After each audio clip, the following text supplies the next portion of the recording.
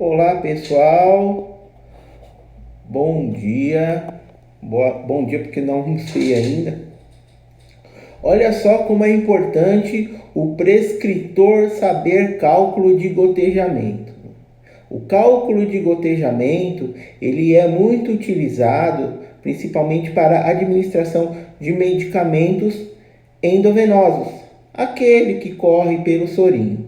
Então, se o médico não souber calcular corretamente este gotejamento, poderá causar sérios riscos à saúde do paciente, induzindo, por exemplo, a uma superdosagem ou uma supressão dessa dosagem.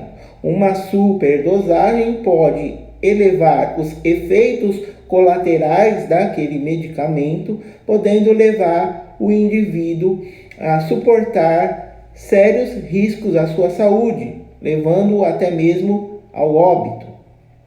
Como os medicamentos que são administrados pela via endovenosa, eles não necessitam passar por diversas barreiras biológicas para atingir a circulação e, consequentemente, o efeito terapêutico, o efeito farmacológico. Esses medicamentos que correm pelo soro, a corrida infusional, eles atuam direto na circulação do paciente. Os efeitos colaterais suportados por um enfermo devido a um erro de cálculo, os efeitos colaterais eles são muito mais intensificados, porque eles ocorrem de uma maneira praticamente que imediata, já que não existem essas barreiras biológicas que irão metabolizar e ocorrer a perda do princípio ativo ao longo do caminho. A dosagem administrada é aquela que irá percorrer o interior da circulação do indivíduo. E também um cálculo de gotejamento a menor poderá interferir principalmente no efeito terapêutico desejado. O paciente estaria, nesse caso, recebendo uma dosagem menor do que a necessária para o combate de sua enfermidade. E isso é muito importante levarmos em consideração, principalmente na antibiótico terapia. Os antibióticos que utilizam essa via de administração. Uma dosagem menor realmente não fará efeito e, consequentemente, aquele micro-organismo não vai ser combatido de forma a contento por aquele antibiótico, tornando-se até mesmo resistente a ele, sendo necessário o paciente tomar outros medicamentos muito mais fortes. Então, quando falamos em cálculo de gotejamento, os prescritores eles têm muita deficiência para a realização desse cálculo, porque eles acham que isso é atribuição do corpo de enfermagem, e não é. É também atribuição do corpo de enfermagem, mas principalmente a atribuição do prescritor, porque quando falamos de cálculo de gotejamento, estamos falando de posologia.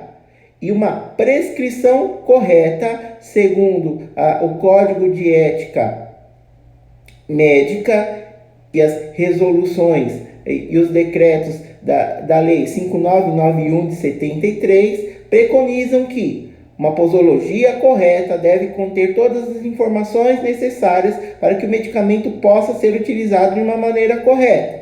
Nome do paciente, nome do medicamento, a posologia, a maneira pela qual esse medicamento será utilizado pelo paciente. E no caso, como é um medicamento a ser utilizado por uma corrida infusional, o esquema posológico ele se baseará fundamentalmente neste cálculo de gotejamento. O médico tem que prescrever, o medicamento tal deve correr uma corrida infusional de tantas gotas por minuto para atingir a dose X para o combate daquela enfermidade. Isso é um primeiro ponto. Um outro ponto interessante é com relação ao corpo de enfermagem.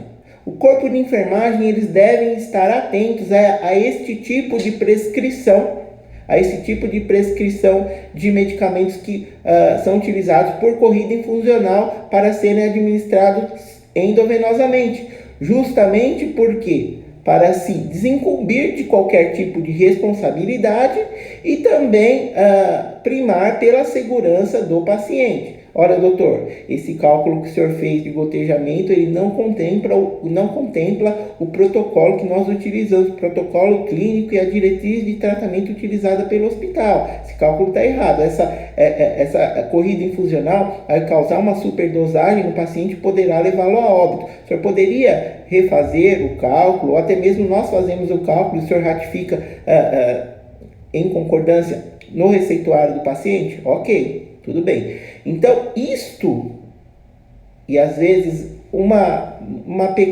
pequeno procedimento como o cálculo de gotejamento, ele impacta fundamentalmente em toda a estrutura da minha organização de saúde. Vocês conseguem perceber que apenas um simples procedimento, quando não realizado de maneira correta, pode impactar nas questões de segurança do paciente, que levará a uma judicialização e, consequentemente, levará também a uma queda reputacional da minha organização de saúde. Então, aqui é mais um exemplo do direito hospitalar preventivo, em que o advogado pode atuar junto a esses atores para a prevenção do gerenciamento de risco, com a possibilidade de judicializações por doses letais, que o paciente pode suportar, ou por piora do quadro clínico, justamente pela supressão de dose que não atingiu o efeito terapêutico desejado. Mais uma dica sobre direito hospitalar preventivo. Vão anotando aí que em breve teremos o curso completo sobre essa nova seara jurídica.